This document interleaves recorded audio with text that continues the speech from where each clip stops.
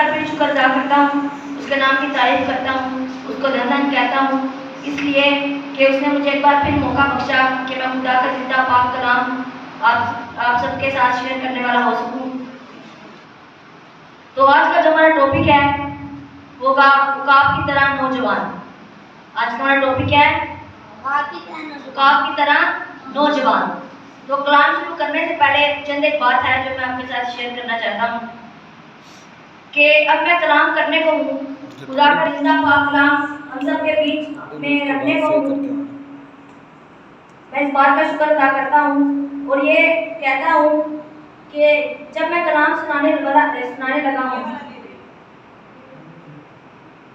मैं कलाम सुनाने लगा हूँ, तो आप पर मेरी तो एक ड्यूटी है, मगर आप पर एक फर्ज है। वो फर्ज क्या है? आप पर कलाम को सुनना, अमल करना और सबसे बड़ी चीज उसको परखना। आज अगर मैं खुदा का कलाम आपके अंदर बोकर चला जाता हूँ और अगर आप परखते नहीं हैं तो कोई फायदा होगा? हम खुदा नीले मुकद्दस से एक रेफरेंस कोट करते हैं। खुदा मसीह ने कहा था, एक तमसील पेश की थी कि एक खेत है, उसमें जो खेत का मालिक होता है अच्छे बीज बोता है, मगर जब वो उगने लगते हैं तो शरीर आकर कौन से बीज बोकर चला जाता है? जो खराब बीज होते हैं, बुरे बीज बोकर चला जाता है।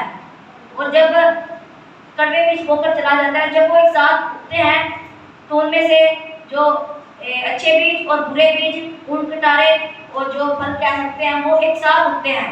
तो इसी तरह बागबान कहता है, मालिक कहता है कि अब इन दोनों को साथ बढ़ने दो, अब इन दोनों को साथ बढ़ने दो। खेत कौन है? खेत क्या है? दुनिया।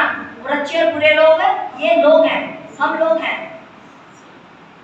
तो यानी हमें पता नहीं कि हमारे साथ वाला बुरा है या अच्छा है, क्योंकि शैतान अपनी पूरी अवतार के साथ काम कर रहा है। तो मैं आपको कलाम सुनाता हूँ, तो मैं कोई ऐसी बात अगर बोलकर चला जाता हूँ, कोई ऐसी बात जो खुदाम की कलाम में से नहीं है, तो आपके लिए क्या बनेगी? ठोकर का बायस बनेगी, ठोकर का बायस बनेगी और आप क्या होंगे? कलाम से गुमराह हो जाएंगे, आपका गलत ईमान पैदा होगा। आज बुत परस्ती क्यों हो रही है? गलत तालीम दे रहे हैं और जो उनके बाप दादा से रिवायतें चलकर आ रही हैं उन पर फॉलो कर रहे हैं, उन पर अमल कर रहे हैं। तो इसीलिए आपको मेरे कलाम को परखना जरूरी है। जो आज हमने बाइबल मुकद्दस में से हवाला पढ़ा, जरा में से दोबारा निकालें, ज़बूर 103 पाक और उसकी 5 आयतें पढ़ना शुरू करते हैं। वो तुझे उम्र पर अच्छी अच्छी चीजों से आशुदा करता है, तू उकाब की माने अक्सर नौजवान होता है। खुदाम का पाक कलाम पढ़ा सुना जाना सबके लिए वाइस से पढ़कर हो। खुदाम का पाक कलाम दाऊद नबी का मार्फत फरमाता है। दाऊद नबी का मज़मूर है, आप ऊपर हेडिंग देख सकते हैं, दाऊद नबी का मज़मूर है। और उसमें दाऊद नबी खुदाम का कलाम को, खुदाम की बात को कोट करता है, तू उकाब की मानिंद असरे नौजवान होगा। उकाब की मानिंद असरे नौजवान होगा। आप इस बात से क्या मुराद देते हैं? खुदाम के पाक कलाम में लिखा है, तू उकाब की मानिंद असरे नौजवान होगा।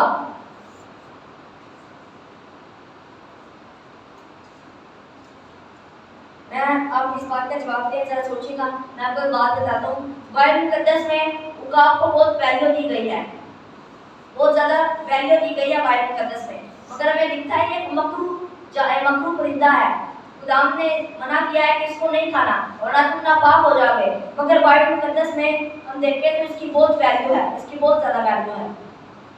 हमें ये रोयाओं में दिखाई देता है, इसकी ताकत का बाइबल मुकद्दस में जिक्र है।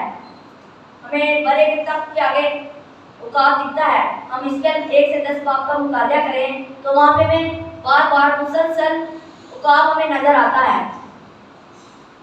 हमें इसके की रोया में उकाब नजर आता है। दानियल की किताब में हमें उकाब नजर आता है, जिसका मुंह उकाब की मानिंद है। 4 जानदारों में से जो उनका मुंह है किसकी मानिंद है? उकाब की मानिंद है। और भी बाइबल मुकद्दस में हमें ऐसे रेफरेंस मिलते हैं जिनमें उकाब का जिक्र है। तो बाइबल मुकद्दस में उकाब को बहुत कह सकते हैं वैल्यू दी गई है। ये उकाब को इंग्लिश में क्या कहते हैं आप सबको पता है? ईगल कहते हैं उकाब को इंग्लिश में। तो आइए हम अपने कलाम की तरफ बढ़ते हैं। तो जिस तरह मैंने आपको बोला कि बाइबल मुकद्दस में उकाब को बहुत इज्जत दी गई है, मगर यहाँ पे उकाब को हमसे तशबीह दी गई है। उकाब को इंसान से तशबीह दी गई है कि वो तेरी जवानी को असर नौजवान करता है।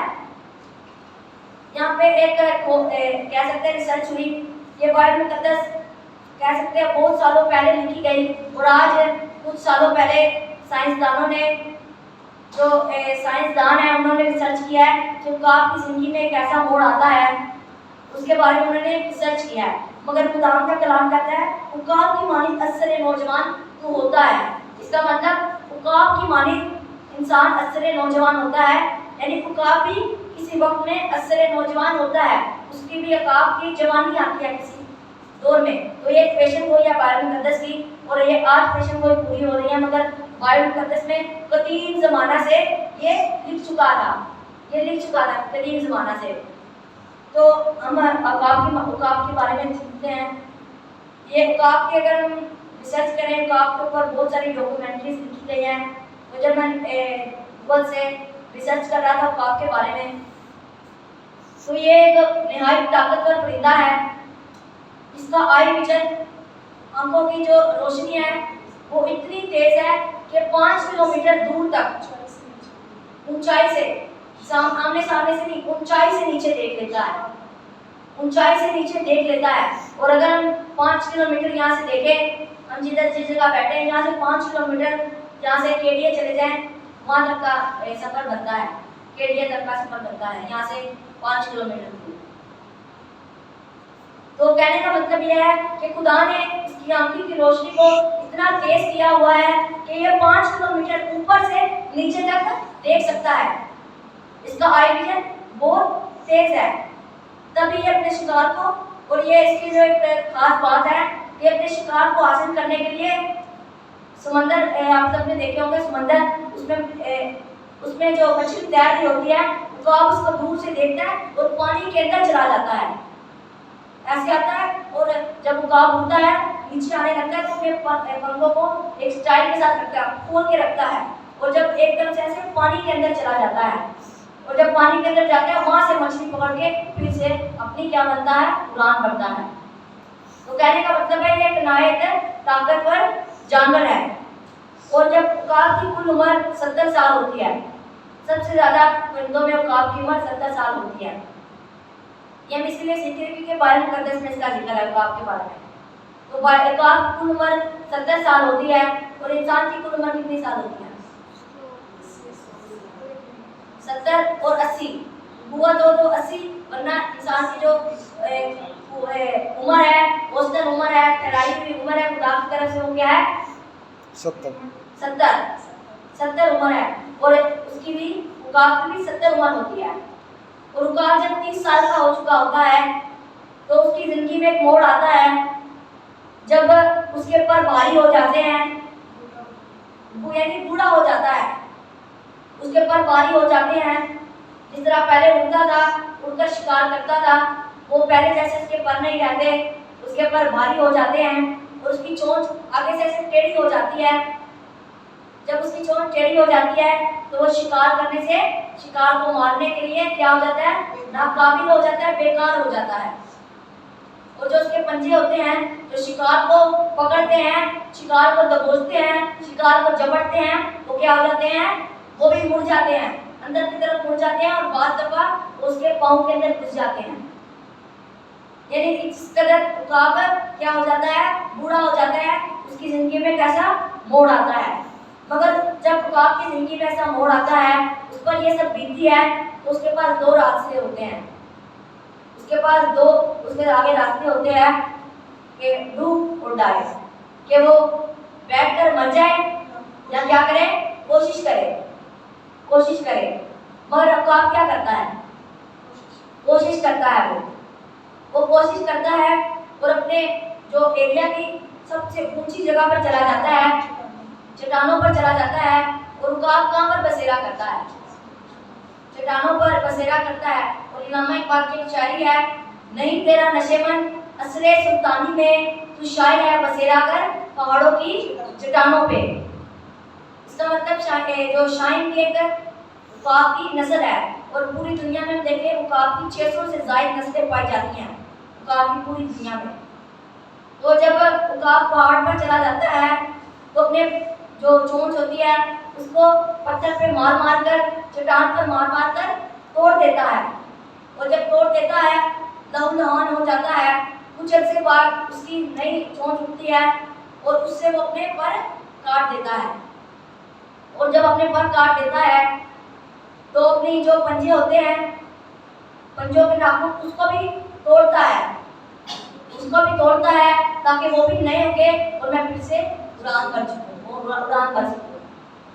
तो ये प्रोसेस तकरीबन 1.5 से 2 महीने के अंदर वो उकाब दोबारा से रिकवर हो जाता है, और जब रिकवर हो जाता है, जब वो एक मुश्किल फैसला अपनी ज़िंदगी में लेता है, और जब वो फैसला वो कर चुका होता है, जब वो अमल में ला चुका होता है, तो क्या करता है, जब उसके दोबारा से नए पर उग जाते हैं, उसकी एक दोबारा से नोकीली चोंच आ जाती है, उसके फिर से वही पुराने पंजे जिससे वो शिकार दबोचता था आ जाते हैं, तो वो फिर से अपनी नई उड़ान भरता है और जवानी बढ़ता है। इसीलिए खुदावंद का पाक कलाम कहता है, खुदावंद का जिंदा पाक कलाम एक पेशन वही करता है कि आज साइंसदान ये आज रिसर्च कुछ सालों पहले हुई है, मगर खुदावंद के कलाम में ये बहुत ज़्यादा सालों पहले की गई थी कि उकाब अपनी जवानी को फिर से नया करता है। और इसी तरह खुदा अपने जवानों को, जो अपने लोग हैं, जो मसीही लोग हैं, जो खुदा के कलाम पर अमल करते हैं, उनकी जवानी को, उनकी जिंदगी को नया करता है।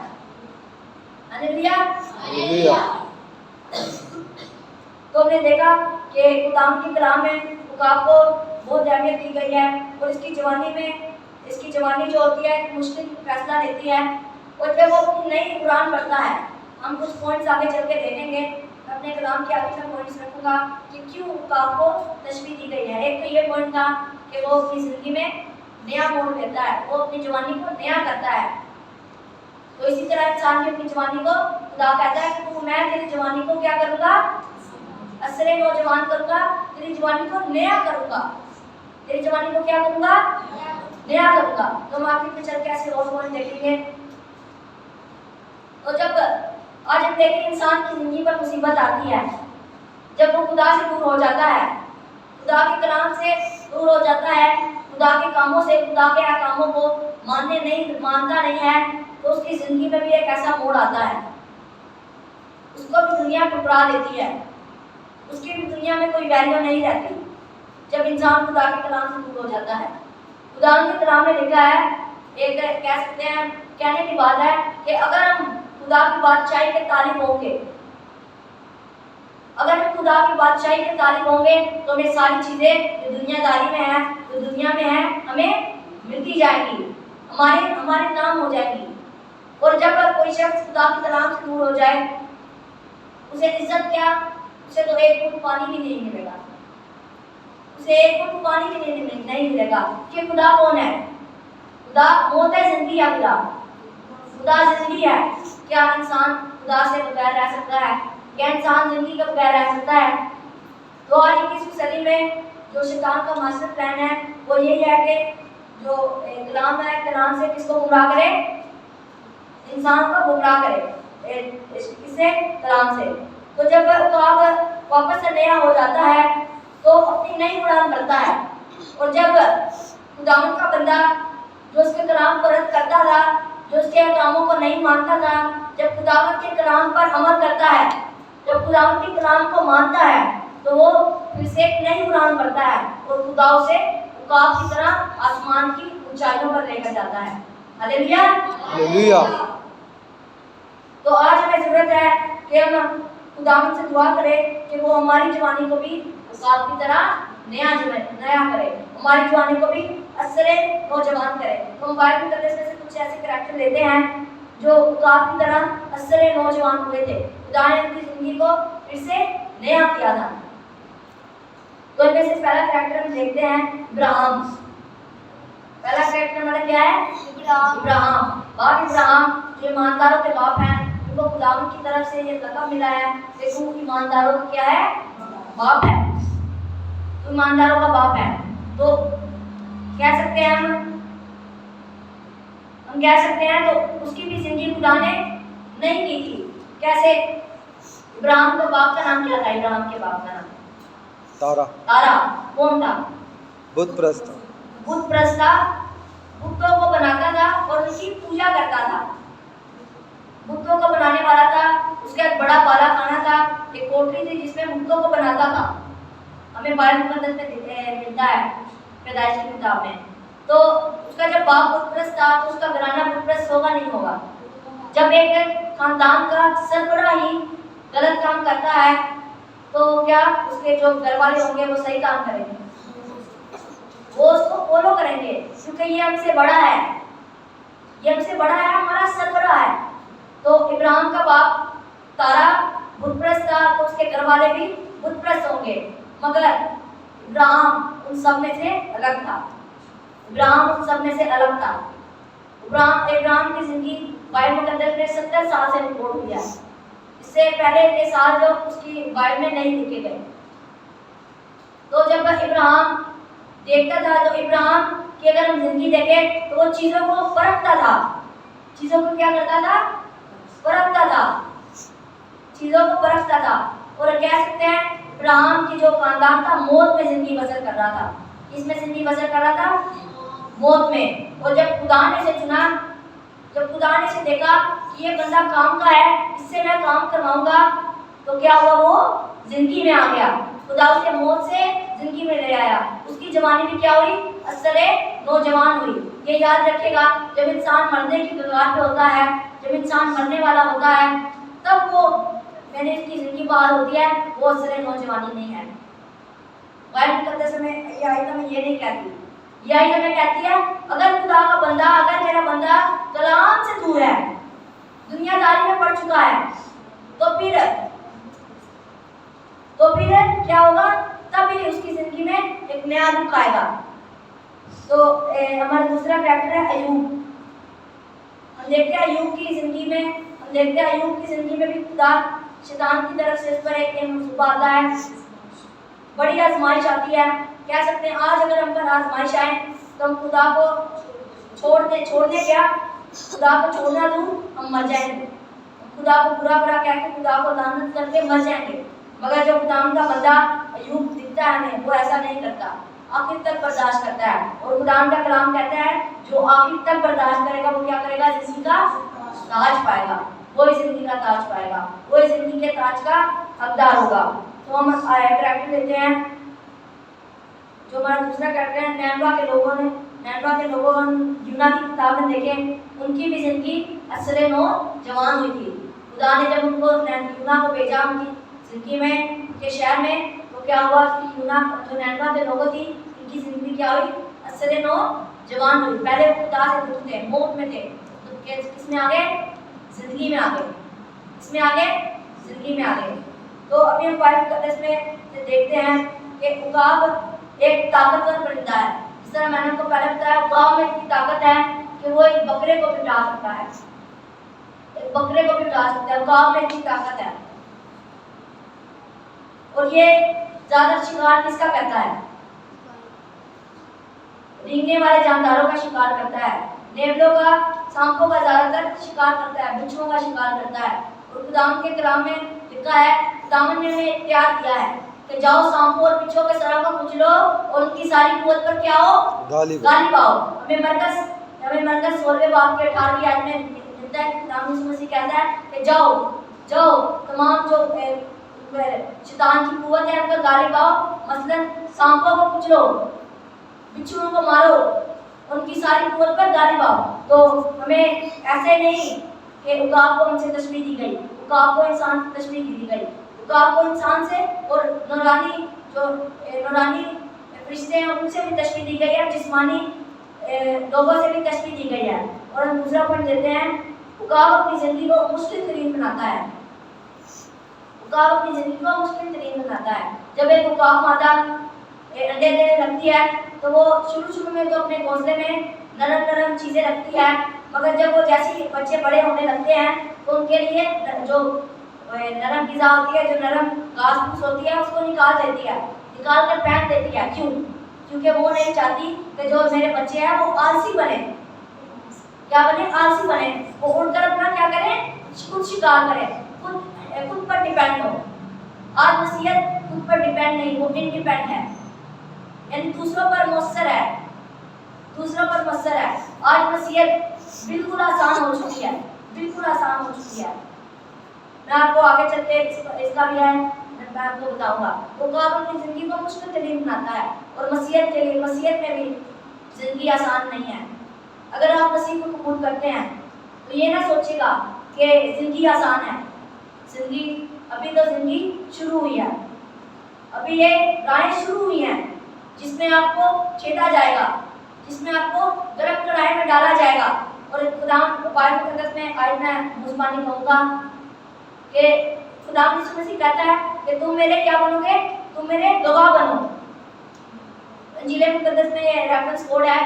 तो गवाह का अगर हम इब्रानी देखें, उसका ग्रीक देखें, तो वहाँ पर लिखा है मैंटीरियो। और मैंटीरियो हम देखें, उसका देखें, इसकी रिसर्च करें, उसकी गहराइयों में जाके इस अल्फाज को समझें, तो इसका मतलब है शहीद। खुदा यीशु मसीह जहाँ पे लिखा है गवाह, वहाँ पे लिखा है शहीद, कि तुम मेरे लिए क्या बनोगे, शहीद बनोगे। जिस तरह हम देखते हैं 12 के 12 शागिर्द, 11 एक शागिर्द जो वो अपनी तबाही मौत करा था, बाकी 11 के 11 शागिर्द क्या हुए थे, खुद शहीद किए गए थे। खुदा यीशु मसीह ने कहा था कि तुम मेरे लिए शहीद, तुम मेरे शहीद होगे। तो इसी तरह हम देखते हैं आज हमें भी अगर खुदा यीशु मसीह के लिए शहीद होना पड़े तो हमें होना चाहिए, क्योंकि वे खुदा के कलाम में लिखा है तुम मेरे लिए क्या बनोगे, तुम मेरे गवाह बनोगे, तुम मेरे लिए शहीद होगे। तो ये ना सोचिएगा कि मसीहत आसान है। आज पूरी इंसानियत जो है बिल्कुल आसान हो चुकी है।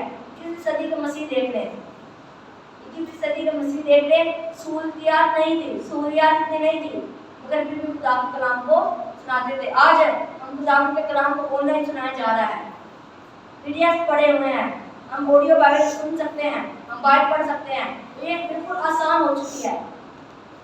अगर हम देखते हैं यहूदी लोग जो पुराने मसीह थे, वो बाइबल को पढ़ने के लिए बेदार रहते थे, इंतजार करते थे कि कब हमें मौका मिले कि हम कलाम को पढ़े, हम कलाम को सुने, हम कलाम को क्या करें, सुने। तो हम अगला पॉइंट देखते हैं कि उकाब अपने बच्चों को ट्रेनिंग देता है। जब उकाब मादा के बच्चे बड़े हो जाते हैं तो उन्हें आसमान पर लेकर जाती है, उनको छोड़ देती है, और जब छोड़ देती है तो कुरान पढ़ना सीखते हैं। और आज इंसानों को भी कुरान पढ़ना सीखना चाहिए। आज खुदा में सिखाते हैं, हम देखें इंसान 22 बाब उसकी 6ठी आयत में देखें, तो वहाँ पे लिखा है अपने लड़के की उस राह पर तरबियत कर जिससे वो बूढ़ा होकर भी ना हटे। जिस तरह उकाब अपने बच्चों को ट्रेनिंग देती है, इसी तरह हमें भी अपने बच्चों को ट्रेनिंग देनी चाहिए। तो हम देखें कृष्णा 6 बाब की 6 से 9 आयत पढ़ें, तो खुदा का कलाम में लिखा है तो अपने सारे दिल, अपनी सारी जान, अपनी सारी हिम्मत से खुदा से मोहब्बत कर, और ये जो कवानीन मैं तुझे देता हूँ इसको अपने बच्चों के ज़हन नशीन कर, इसको अपने बच्चों के ज़हन में डाल, और ये ताकि तेरे बच्चों के लिए जो पेशानी पर तीखों की मानित बने। ये राह चलते उठते बैठ के अपने बच्चों को तालीम देना। तो हम आखिरी पॉइंट देखते हैं, खुदा ने हमारे लिए भी जिस तरह हम देखते हैं उकाब कभी भी छोटे परिंदों के साथ नहीं उड़ता। ये उकाब का एक नेचर है, उकाब का एक एटीट्यूड है कि वो आसमान में सबसे ऊपर उड़ता है, आसमान की ऊंचाइयों पर उड़ता है, मगर वो किसी भी परिंदे के साथ नहीं उड़ता, किसी भी परिंदे के साथ नहीं उड़ता। उसका एक अलग ही एटीट्यूड है, और खुदा ने हमारे लिए एक अलग मेयार रखा है। खुदा ने कहा है कि मैं तुम तख्त पर बैठकर दुनिया का इंसाफ करोगे, इस्राएल के 12 कबीलों का इंसाफ करोगे। सोचिए खुदा में इस जमीन से, इस नापाक आलूदा जमीन से उठाकर तख्त पर बिठा रहा है। इसका मतलब खुदा ने हमारे लिए बड़ा म्यार रखा है। जिस तरह उकाब ने अपने लिए बड़ा म्यार रखा है, उकाब आसमान की ऊंचाइयों पर उड़ता है, इसी तरह खुदा ने हमारे लिए भी एक बड़ा म्यार रखा हुआ है। खुदा ने इंसान को इख्तियार दिया है कि जो मैं करता हूँ, खुदा ने इंसान से कहा है कि जो मैं करता था वो तुम करो। हमें मिलता है, खुदा यीशु मसीह कहते हैं कि मैं तुम्हें इख्तियार देता हूँ कि जाओ सांभर बिच्छू को कुचलो, उनकी सारी पोत पर गाली बाओ, और इसके बाद एक आयत लिखी है कि मैं तुम्हें अपना इख्तियार देता हूँ, मुझसे जाहिर करो, मेरे नाम से बड़े बड़े काम करो। तो खुदा ने हमारे लिए बड़ा म्यार रखा है। तो हम आखिरी पॉइंट देखते हैं, इस्तिस्ना 14 बाब उसकी 11 से 12 आयत हम पढ़ें, तो वहाँ पर लिखा है कि उकाब हराम जानवर है, उकाब मकरूह जानवर है, हमें नहीं खाना, मगर बाइबल मुकद्दस में इसका बार बार जिक्र है, इसका बार बार जिक्र है। तो इसका मतलब यह है कि उकाब, जब हम जान पढ़ेंगे बाइबल मुकद्दस में, वहाँ पे उकाब की क्या कह सकते हैं, ताकत का जिक्र है, उकाब की जोर का जिक्र है, उकाब की जवानी का जिक्र है, ऐसे में जिक्र मिलते हैं। उसकी बाली का जिक्र है, उकाब से किसी ना किसी को तशबीह दी गई है। मगर खुदा, हम देखें, खुदा की नज़र में हर एक चीज़ पाक है। खुदा ने जब आदम को बनाया तो क्या कहा? खुदा ने जब आदम को बनाया तो कहा मैं तुझे हर एक चीज़ का इख्तियार देता हूँ, तुझे पूरी फ्रीडम दी गई है। और उसी फ्रीडम के रहते उसने क्या कर दिया? गुनाह कर दिया, उसे छूट दी गई थी, क्योंकि खुदा उससे मोहब्बत रखता है। खुदा इंसान से मोहब्बत रखता है, इसलिए खुदा ने उसे भेज दी थी। मगर आज हम देखें, आज आखिरी बात करने लगा हूँ, आज मसीहत में एक कह सकते हैं इंसानी रोल है, उसमें एक मुहावरा है, 2 दिन की जिंदगी है, खुल के जियो। क्या है? 2 दिन की जिंदगी है, खुल के जियो। क्या हम 2 दिन की जिंदगी के लिए बेशुमार सालों को बर्बाद कर दें? क्या जो हमारे लिए 2 दिन की जिंदगी है, जो हमने 2 दिन की जिंदगी जीनी है, क्या हम वो खुदाम की राह में चलें और बाकी जो साल हैं वो खुदाम के साथ गुजारें, आराम करें? ये याद रखिएगा। एक मैं तमसील कहता हूँ, खुदाम यीशु मसीह ने तमसील कही थी कि दम है वो दरवाज़ा जो खुदाम यीशु मसीह को पहुँचाता है, जो जिंदगी को पहुँचाता है, जो स्वर्ग को पहुँचाता है, जो जन्नत के पास जाता है, जो छुपड़ा है रास्ता जो दोज़ख को पहुँचाता है, वो चौड़ा रास्ता है जो दोज़ख को पहुँचाता है। तो आज मसीहत किस चीज़ की सवार है, किस चीज़ की राह पर चल रही है? खुले रास्ते पर चल रही है। क्या हमने 2 दिन की जिंदगी का जो रास्ता है, 2 दिन का जो रास्ता है, उसके लिए हम अपनी पूरी जिंदगी बर्बाद करते हैं जो हमने आसमान पर गुजारनी है, अपनी पूरी जिंदगी दांव पर लगा दें? कैसा है? नहीं है। तो आज ऐसे ऐसे मसीहत में काम हो रहे हैं, तो अगर जब हम कह सकते हैं, जब एक दूसरा किसी को बात करता है, उसको गलत कहने के बजाय दूसरे से क्या करते हैं, टोकर खाते हैं, उसी की बात को सही कहते हैं। तो ये थी, इसी तरह इसीलिए बाइबल मुकद्दस में उकाब को तशबीह दी गई है इंसान से, क्योंकि हमें उकाब के जो पूरे जवानी है वो हमें इंसान पर पूरी होती हुई नजर आती है, पूरी होती हुई नजर आती है। तो खुदा आपको इस कलाम के वसीला से बड़ी बरकत दे। जिस तरह खुदा उकाब की जिंदगी को नया करता है, खुदा आपकी जिंदगी को भी नया करे। खुदा आपको